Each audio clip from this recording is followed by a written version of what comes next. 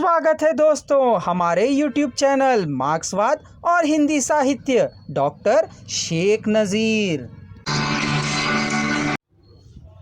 गुणात्मक परिवर्तन के इसी नियम के आधार पर मार्क्सवाद सामाजिक जीवन में परिवर्तन लाना चाहता है और उस परिवर्तन को क्रांति की संज्ञा दी गई है। यह स्थिति तभी संभव है जबकि सामाजिक व्यवस्था में निहित शोषित वर्ग में क्रांति का विस्फोट होकर पुरानी व्यवस्था के स्थान पर एक नई व्यवस्था का जन्म होता है।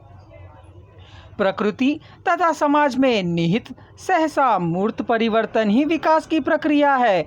आचार्य नरेंद्र देव ने इसे यूं स्पष्ट किया है, जिस प्रकार बच्चा माँ के गर्भ में बढ़ता है किंतु लगभग 9 मास के उपरांत एक दिन अचानक माता को कड़ी प्रसव वेदना देते हुए बाहर निकल पड़ता है, उसी प्रकार पुराने समाज के भीतर नए समाज की अवस्थाएं जब परिपक्व हो जाती है तो अचानक क्रांति के द्वारा एक नए समाज का जन्म होता है। क्रांति नए समाज की प्रसव वेदना है।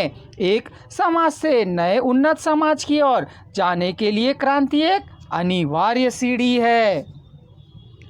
निषेध का निषेध क्रम यानी निर्माणात्मक क्रम।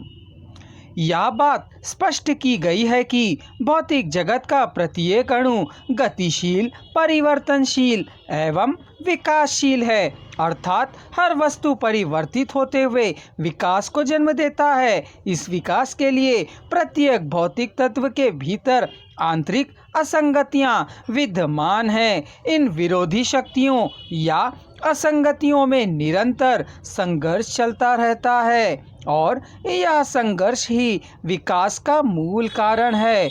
मार्क्स का यह कथन है कि किसी भी क्षेत्र में तब तक कोई विकास नहीं हो सकता जब तक कि वह अपने अस्तित्व के पुराने रूपों का निषेध ना करे।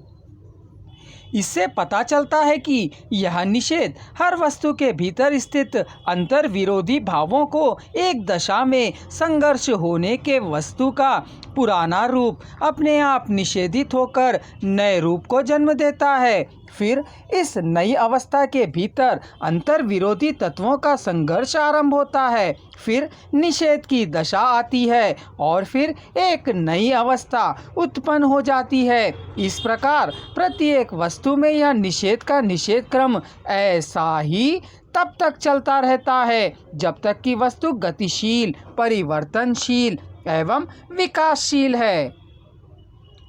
यह गति सृष्टि के आरंभ से ही चलती है और चलती ही रहेगी। यह गति केवल भौतिक जगत के वस्तुओं में ही नहीं बल्कि मानव जीवन मूल्यों तथा सामाजिक जीवन में भी निहित है। ऐसे पहले मानव जीवन ऋण परंपरागत मूल्यों से बद्ध है, अब वह पुरातन मूल्यों से मुक्त हो रहा है। इसलिए आज हम बदलते मानव जीवन मूल्यों में परिवर्तन देख सकते हैं। सामाजिक व्यवस्था में उस अवस्थाओं को नाश करने वाली विरोधी शक्तियों का जन्म होता है। यह शक्तियां एक दशा में यानी जब समाज इन शक्तियों से शोषित होता है तो क्रांति की एक लहर उस शोषित समाज व्यवस्था के स्थान पर एक दूसरी नई सामाजिक व्यवस्था को जन्म देती है। जैसे पहले सामंतवादी युग का निषेध पूंजीवादी युग में हुआ और वही पूंजीवादी युग आगे चलकर समाजवादी युग में निषेधित हुआ। यहाँ पर समाजवादी युग को निषेध का निषेध कहा जा सकता है। तात्पर्य यह है कि निषेध का निषेध नियम मूल भाव से निषेधात्मक ना होकर निर्माणात्मक है, क्योंकि निषेध के स्थान पर और एक नए रूप में की परिसमाप्ति पर नए रूप के उद्भव को निषेध कहा है। मार्क्स और एंगल्स ने हेगल के इस भाववादी दर्शन में निहित निषेध को भौतिकवादी दर्शन में ग्रहण किया है।